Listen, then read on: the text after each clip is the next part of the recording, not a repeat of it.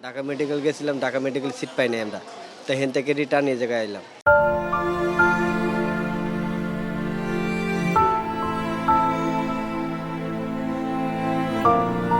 দেড় বছর বয়সী আল মামুনকে নিয়ে রাজধানীর ভাসানটেক থেকে ডিএনসিসি ডেডিকেটেড হাসপাতালে এসেছেন রাসেল মিয়া। একই হাসপাতালে হাম উপসর্গ নিয়ে চিকিৎসা নিতে ছুটে এসেছে নরসিংদীর ফুটফুটে সাইফা ও তার পরিবার। ছোট্ট নিষ্পাপ এই প্রাণগুলোর কারো মুখে ফুটেছে ভাষা, আর কারো পরিবার গুনছে সন্তানের কণ্ঠে প্রথম শব্দ শোনার প্রহর। এমন বোনা স্বপ্নের মাঝে সব ওলটপালট করেছে জীবন বিধ্বংসী হাম।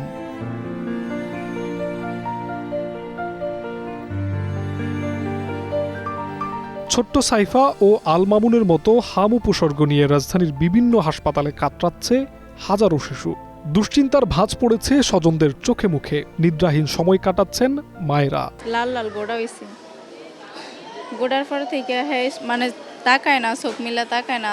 5 দিন হয়েছে, পরে হসপিটাল নিয়ে এসেছি। বেশি আক্রান্ত হয়েছিল, এখন মোটামুটি কমে গেছে, ভালো হয়েছে। চিকিৎসকরা বলছেন 2 বছরের কম বয়সী শিশুরা অধিক ঝুঁকিতে আছে, মৃত্যু হারও বেশি।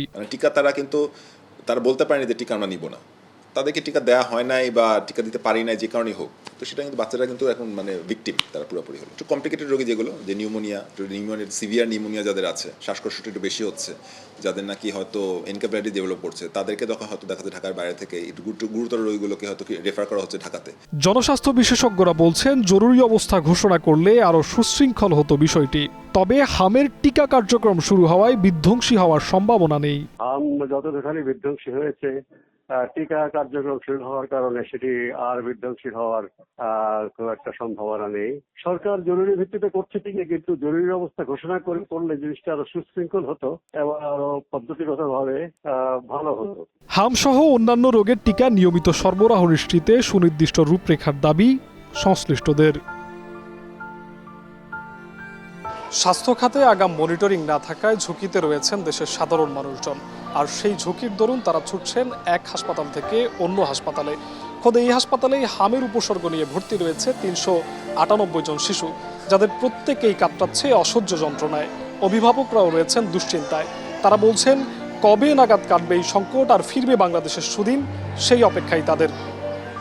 জিহাদ রাহাত, গ্রিন নিউজ, ঢাকা।